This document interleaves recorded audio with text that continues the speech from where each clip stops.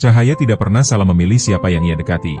Manusialah yang seringkali belum siap membersihkan jiwanya untuk benar-benar melihat. Di antara hamparan sejarah Nusantara yang panjang dan berliku, terselip satu kenyataan batin yang kerap luput dari perhatian banyak orang. Tidak semua perjalanan hidup berjalan secara acak.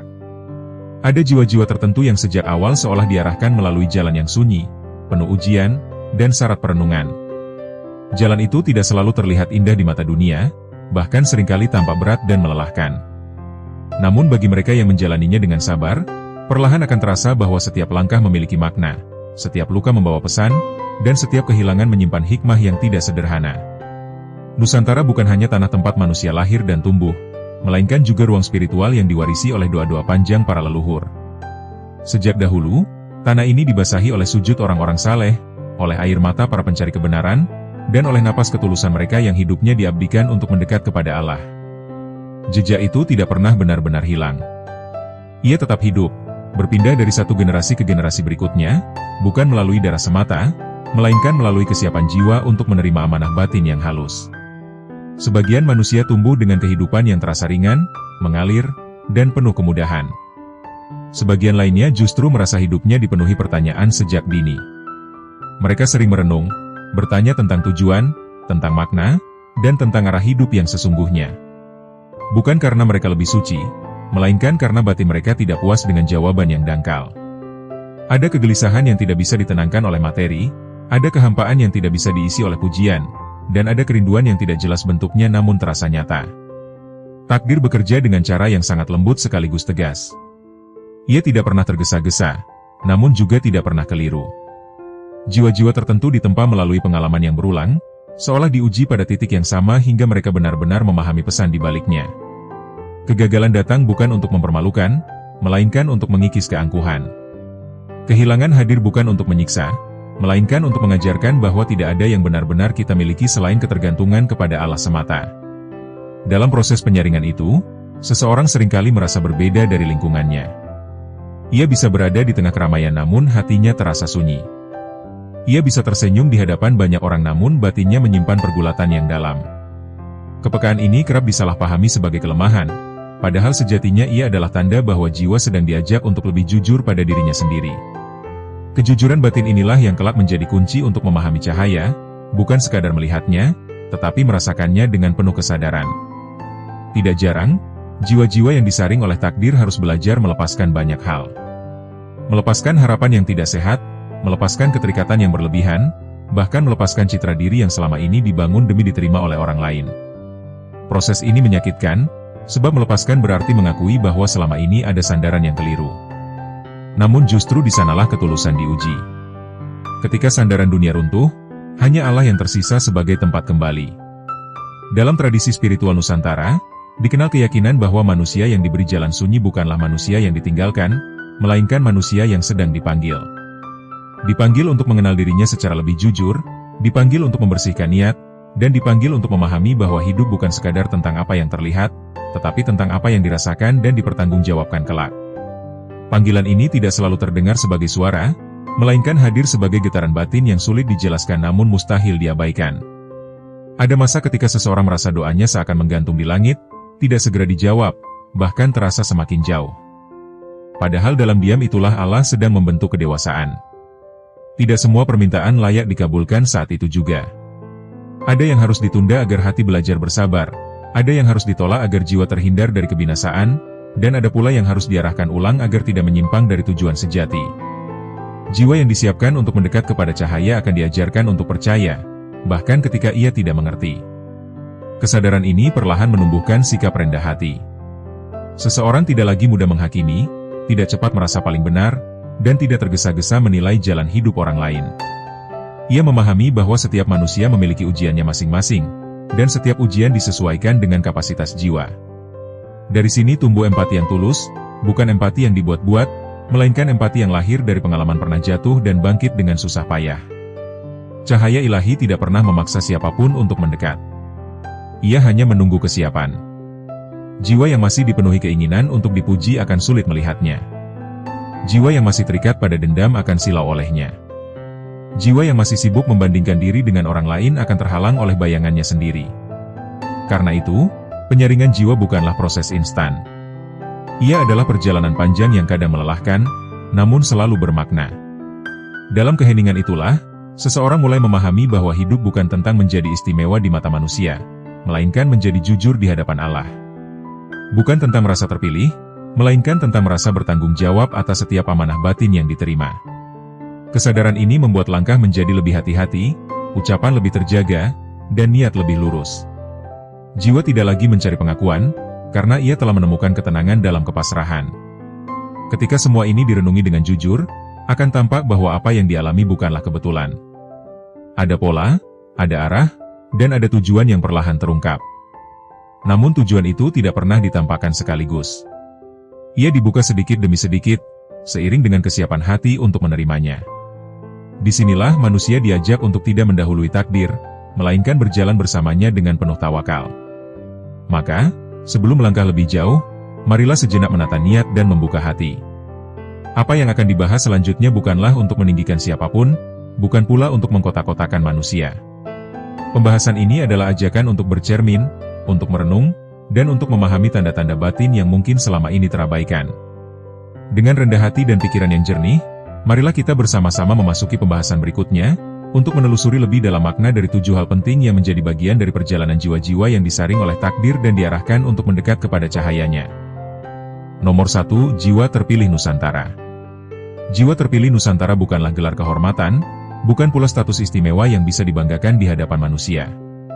Ia adalah kondisi batin yang terbentuk melalui proses panjang, sunyi, dan seringkali menyakitkan. Jiwa seperti ini biasanya tumbuh dari kehidupan yang penuh ujian, di mana seseorang dipaksa belajar memahami dirinya sendiri sebelum memahami dunia.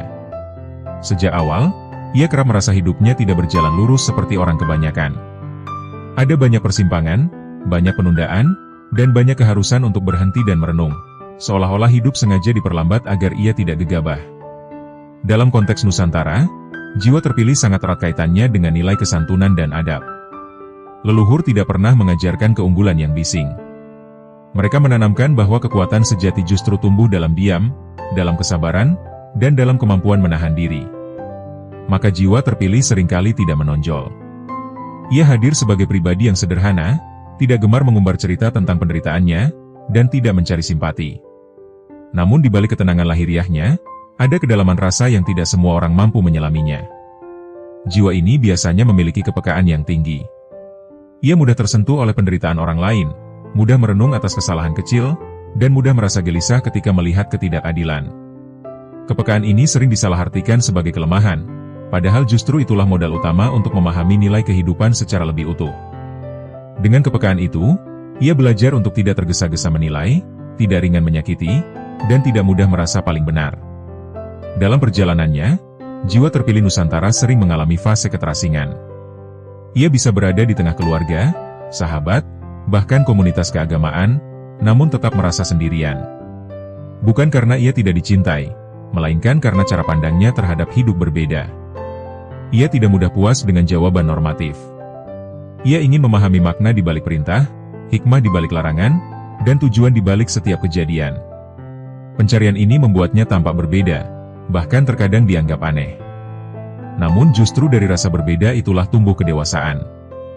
Jiwa ini belajar berdamai dengan kesendirian, bukan untuk menjauh dari manusia, tetapi untuk lebih dekat kepada Allah. Ia memahami bahwa tidak semua orang harus mengerti jalannya. Yang terpenting adalah ia sendiri jujur dalam melangkah dan tetap menjaga adab dalam bersikap. Jiwa terpilih Nusantara pada akhirnya bukan tentang keistimewaan, melainkan tentang kesiapan memikul amanah batin dengan rendah hati. Nomor 2, Takdir leluhur terungkap. Takdir leluhur seringkali dipahami secara keliru seolah manusia tidak memiliki pilihan. Padahal yang dimaksud dengan takdir leluhur terungkap adalah munculnya nilai-nilai lama yang hidup kembali dalam diri seseorang, seakan-akan ada amanah yang menunggu untuk disadari. Leluhur Nusantara meninggalkan lebih dari sekadar garis keturunan. Mereka meninggalkan doa, laku hidup, dan cara memandang dunia yang bersumber dari ketundukan kepada Allah. Dalam kehidupan tertentu, seseorang mendapati dirinya tertarik pada kesederhanaan, pada ketenangan batin, dan pada nilai-nilai yang tidak populer di zaman yang serba cepat. Ketertarikan ini sering muncul tanpa sebab yang jelas. Ia tidak belajar secara khusus, tidak diajarkan secara langsung, namun hatinya merasa akrab. Inilah salah satu bentuk terungkapnya takdir leluhur, bukan sebagai beban, melainkan sebagai panggilan halus untuk melanjutkan nilai kebaikan yang pernah hidup. Takdir ini biasanya tidak muncul dalam kondisi nyaman. Justru ia sering terungkap ketika seseorang berada dalam kesulitan. Saat dunia terasa sempit, saat jalan keluar tampak buntu, tiba-tiba muncul kekuatan untuk bertahan, bersabar, dan tetap berpegang pada nilai. Kekuatan ini bukan muncul dari kepercayaan diri semata, melainkan dari kedalaman jiwa yang telah diwarisi oleh doa-doa panjang para pendahulu. Terungkapnya takdir leluhur juga membuat seseorang lebih berhati-hati dalam bersikap. Ia merasa hidupnya bukan hanya miliknya sendiri. Ada tanggung jawab moral untuk menjaga akhlak, menjaga lisan, dan menjaga perbuatan. Bukan karena takut kepada manusia, tetapi karena sadar bahwa setiap langkahnya membawa nama baik nilai yang diwariskan. Kesadaran ini membuatnya tidak mudah tergoda oleh jalan pintas, meskipun itu menjanjikan keuntungan duniawi. Pada akhirnya, takdir leluhur bukanlah rantai yang mengikat, melainkan akar yang menguatkan. Ia tidak menghalangi seseorang untuk tumbuh, justru menjadi sumber keteguhan ketika badai datang. Jiwa yang mampu memahami ini akan melangkah dengan lebih tenang, karena ia tahu bahwa dirinya tidak berjalan sendirian, ada jejak doa yang mengiringi setiap langkahnya. Nomor 3, tidak semua jiwa dipanggil. Tidak semua jiwa dipanggil untuk menjalani jalan batin yang dalam. Ada jiwa yang ditugaskan untuk membangun dunia, ada yang menghidupi keluarga, ada yang menguatkan masyarakat secara lahiriah. Semua itu mulia.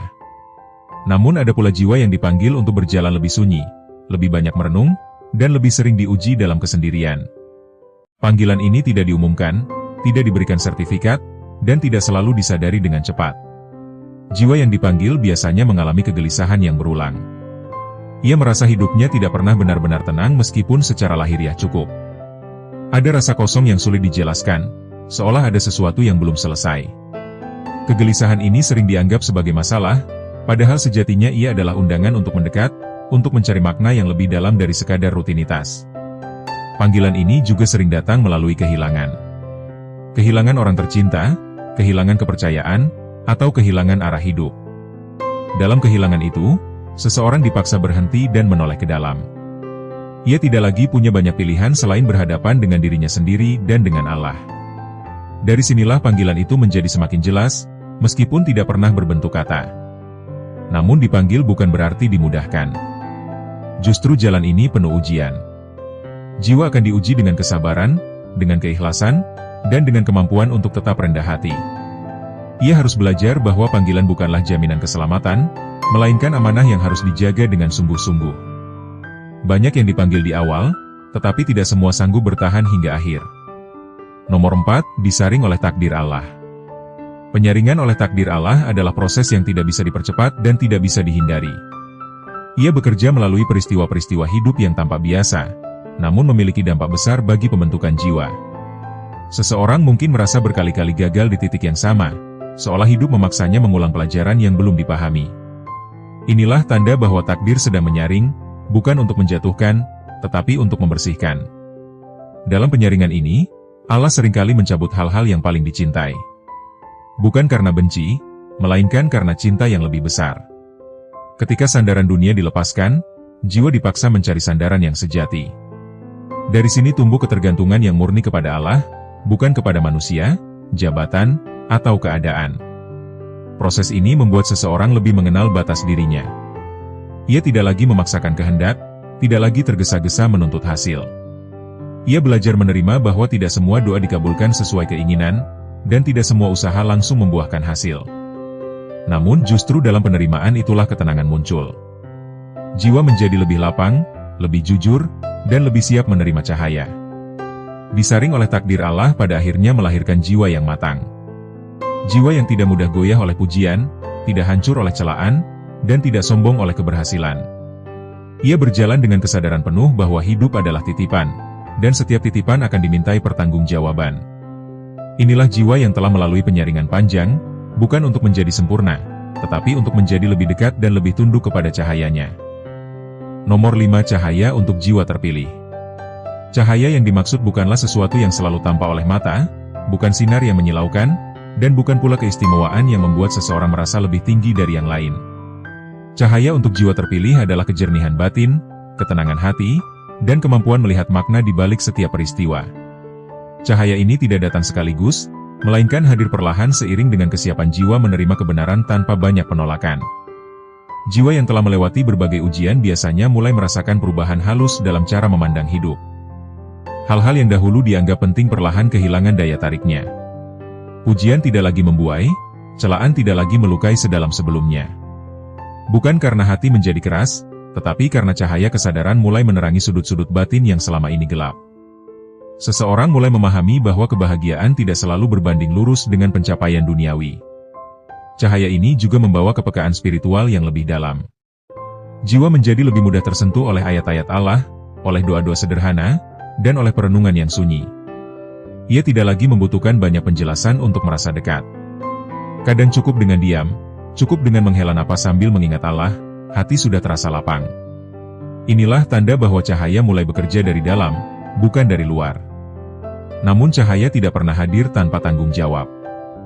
Semakin terang kesadaran seseorang, semakin besar pula tuntutan untuk menjaga akhlak dan niat. Jiwa yang telah diberi cahaya akan merasa gelisah jika berbuat tidak jujur, meski tidak ada manusia yang mengetahui. Hatinya menjadi sensitif terhadap kesalahan kecil, bukan untuk menyiksa diri, tetapi untuk menjaga kebersihan batin. Cahaya ini mendidik jiwa agar lebih berhati-hati, lebih lembut, dan lebih penuh kasih. Cahaya untuk jiwa terpilih bukan hadiah yang bisa dibanggakan, melainkan amanah yang harus dijaga. Ia harus dipelihara dengan keikhlasan, dirawat dengan kesabaran, dan dilindungi dari kesombongan. Jika cahaya ini dijaga dengan baik, ia akan menjadi penuntun di tengah gelapnya zaman, bukan hanya bagi diri sendiri, tetapi juga bagi orang-orang yang bersentuhan dengannya, meski tanpa banyak kata. Nomor 6, hanya yang layak mendekat. Mendekat kepada cahaya ilahi bukan soal keberanian, melainkan kelayakan batin. Tidak semua orang yang ingin mendekat benar-benar siap.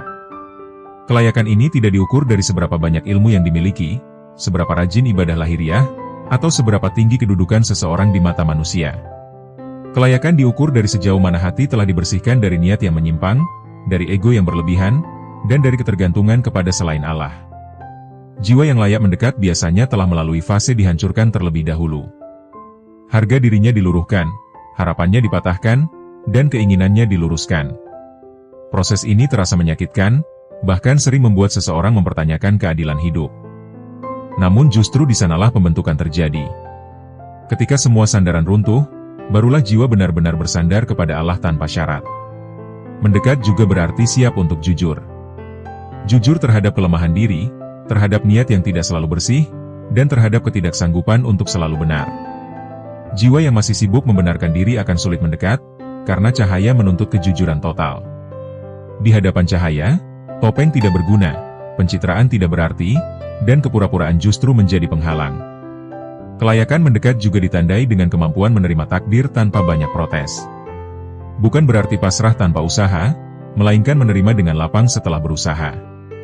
Jiwa seperti ini memahami bahwa Allah tidak pernah salah menempatkan seseorang dalam keadaan tertentu. Ada pelajaran yang hanya bisa dipelajari melalui jalan yang tidak diinginkan. Kesadaran ini membuat hati lebih tenang dan langkah lebih mantap. Hanya yang layak mendekat bukan berarti eksklusif atau tertutup. Justru jiwa yang telah mendekat akan semakin rendah hati. Ia tidak merasa lebih dekat daripada orang lain, tidak merasa lebih suci, dan tidak merasa paling benar. Kedekatan itu membuatnya semakin sadar betapa kecil dirinya di hadapan kebesaran Allah. Dari kesadaran inilah lahir sikap lembut, tidak menghakimi, dan penuh kasih kepada sesama. Nomor 7, jalan sunyi yang dipilihkan.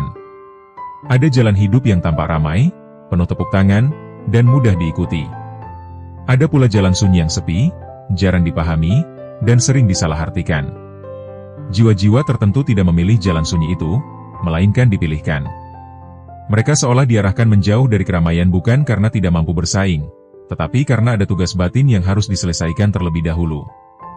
Jalan sunyi ini sering diwarnai dengan kesendirian yang panjang. Seseorang mungkin kehilangan teman, dijauhkan dari lingkungan lama, atau merasa tidak lagi cocok dengan suasana yang dahulu membuatnya nyaman. Kesendirian ini terasa berat di awal, namun perlahan menjadi ruang pembelajaran yang sangat berharga. Dalam sunyi, jiwa belajar mendengar suara hatinya sendiri, belajar mengenali ketakutan terdalamnya, dan belajar berdialog dengan Allah tanpa perantara. Jalan ini juga menuntut kesabaran yang luar biasa. Tidak ada jaminan pengakuan, tidak ada kepastian hasil yang cepat. Seseorang berjalan tanpa tahu persis kemana arah akhirnya, selain keyakinan bahwa Allah sedang menuntunnya. Keyakinan inilah yang menjadi bekal utama. Tanpa keyakinan, jalan sunyi akan terasa sebagai hukuman. Dengan keyakinan, ia berubah menjadi proses pemurnian. Dalam jalan sunyi, seseorang seringkali diuji dengan keraguan. Keraguan terhadap diri sendiri, terhadap pilihan hidup, bahkan terhadap makna dari semua yang dialami. Keraguan ini tidak salah, justru manusiawi. Yang menentukan adalah bagaimana seseorang menyikapinya. Jiwa yang matang akan membawa keraguan itu ke dalam doa, bukan ke dalam keputusasaan. Ia belajar bahwa bertanya kepada Allah lebih menenangkan daripada mencari jawaban di luar. Jalan sunyi yang dipilihkan pada akhirnya membentuk pribadi yang kokoh. Kokoh bukan karena keras, tetapi karena akarnya kuat. Jiwa seperti ini tidak mudah goyah oleh perubahan, tidak mudah hanyut oleh tren, dan tidak mudah terseret oleh kebencian. Ia berjalan pelan namun pasti, dengan hati yang semakin jernih dan tujuan yang semakin lurus. Nomor 8, amanah kesadaran jiwa. Setelah melalui semua proses penyaringan, cahaya, kedekatan, dan kesunyian, yang tersisa adalah amanah. Amanah ini bukan dalam bentuk tugas besar yang terlihat, melainkan kesadaran batin yang harus dijaga sepanjang hidup. Kesadaran bahwa setiap pikiran, ucapan, dan perbuatan memiliki dampak, bukan hanya di dunia, tetapi juga di hadapan Allah kelak. Amanah kesadaran jiwa membuat seseorang hidup dengan penuh kehati-hatian. Ia tidak lagi sembarangan berbicara, karena ia tahu kata-kata bisa melukai atau menyembuhkan. Ia tidak lagi gegabah bertindak, karena ia sadar setiap tindakan meninggalkan jejak.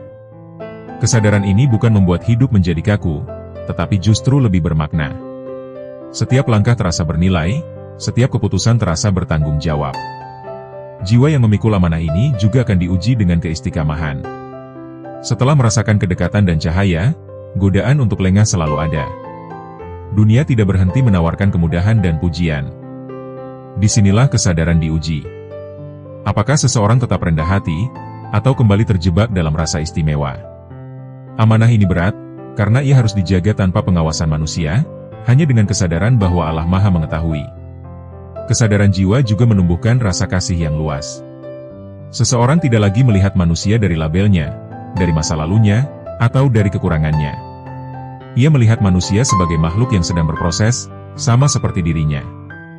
Dari sini lahir sikap memaafkan, bukan karena orang lain selalu benar, tetapi karena hati memilih untuk tidak terus-menerus terbebani. Pada akhirnya, amanah kesadaran jiwa bukan tentang mencapai kesempurnaan, melainkan tentang menjaga arah.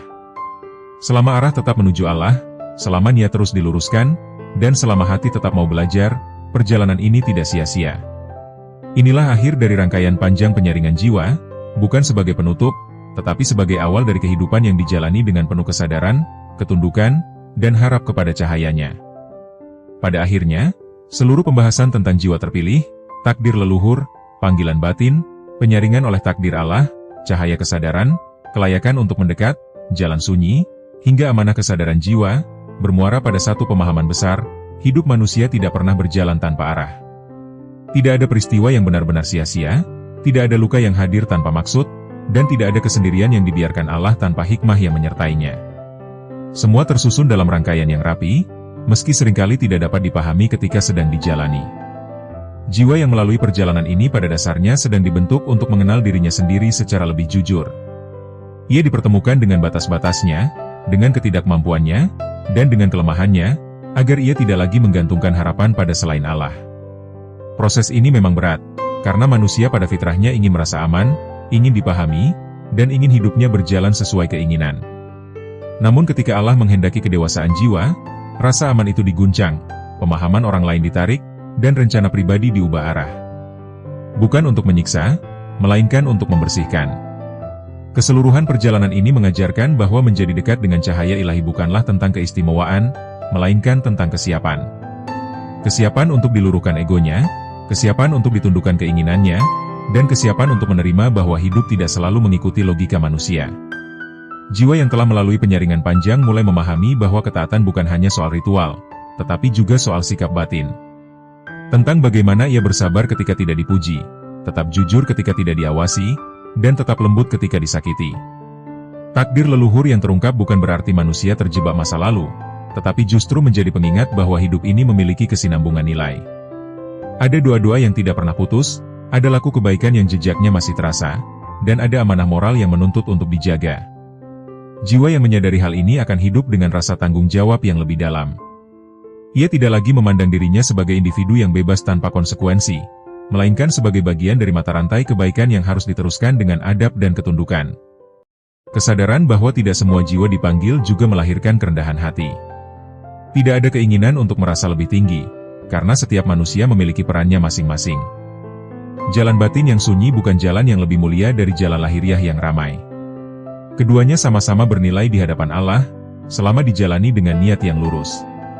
Perbedaan hanya terletak pada jenis ujian dan bentuk tanggung jawab yang dipikul. Dengan kesadaran ini, jiwa menjadi lebih lapang, tidak mudah menghakimi, dan lebih mampu menghormati pilihan hidup orang lain. Penyaringan oleh takdir Allah mengajarkan bahwa kehilangan seringkali lebih mendidik daripada kepemilikan. Ketika sesuatu diambil, manusia dipaksa bertanya, di mana ia bersandar selama ini?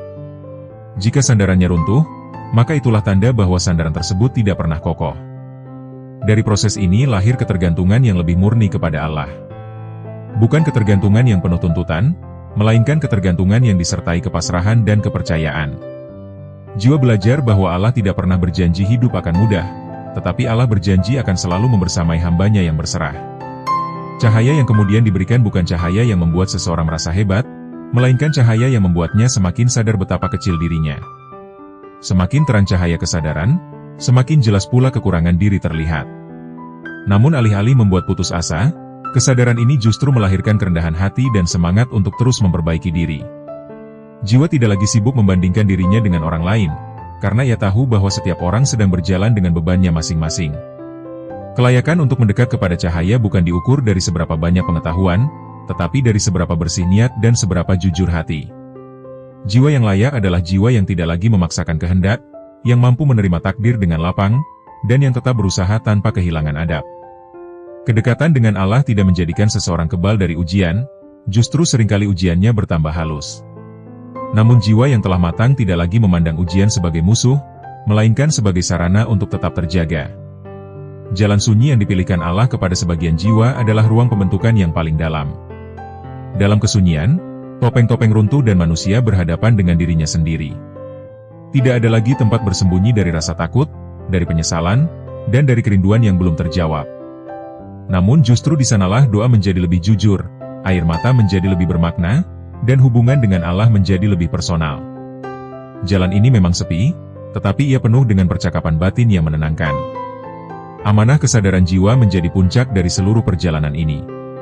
Amanah untuk hidup dengan penuh tanggung jawab, bukan hanya di hadapan manusia, tetapi di hadapan Allah. Kesadaran ini membuat seseorang lebih berhati-hati dalam melangkah, lebih bijak dalam berbicara, dan lebih lembut dalam bersikap. Ia tidak lagi hidup sekadar untuk memenuhi keinginan, tetapi untuk menjaga arah. Selama arah hidup tetap menuju ridha Allah, jatuh bangun tidak lagi menakutkan. Kesimpulannya, seluruh pembahasan ini bukan untuk membentuk keyakinan bahwa ada manusia yang lebih istimewa dari yang lain, melainkan untuk mengajak setiap jiwa bercermin. Untuk bertanya dengan jujur, di mana posisi kita dalam perjalanan ini? Apakah kita sedang diuji untuk diluruskan, sedang dipanggil untuk mendekat, atau sedang diminta bersabar dalam peran yang telah Allah tetapkan? Pertanyaan-pertanyaan ini tidak harus dijawab dengan kata-kata, cukup direnungkan dengan hati yang jujur. Perjalanan jiwa adalah perjalanan seumur hidup. Tidak ada garis akhir yang benar-benar selesai selama manusia masih bernapas. Yang ada hanyalah proses mendekat, menjauh, lalu mendekat kembali dengan kesadaran yang semakin matang. Selama hati masih mau tunduk, selama niat masih mau diluruskan, dan selama doa masih terucap dengan penuh harap, maka cahaya itu tidak pernah benar-benar pergi. Sebagai penutup, semoga pembahasan ini tidak berhenti sebagai tontonan, tetapi menjadi bahan renungan yang hidup dalam keseharian. Jika ada bagian yang terasa dekat dengan pengalaman pribadi, semoga itu menjadi penguat. Jika ada bagian yang terasa berat, semoga itu menjadi pengingat bahwa setiap jiwa berjalan sesuai ukurannya. Terima kasih telah meluangkan waktu untuk menyimak hingga akhir. Semoga channel ini dapat terus menjadi ruang perenungan, ruang ketenangan, dan ruang pengingat bahwa di tengah hiruk-pikuk dunia, masih ada jalan sunyi yang menuntun jiwa untuk kembali kepada cahayanya. Jangan lupa untuk terus membersamai channel ini, agar kita dapat saling mengingatkan dalam kebaikan, saling menguatkan dalam kesabaran, dan bersama-sama berjalan dengan penuh kesadaran menuju ridha Allah.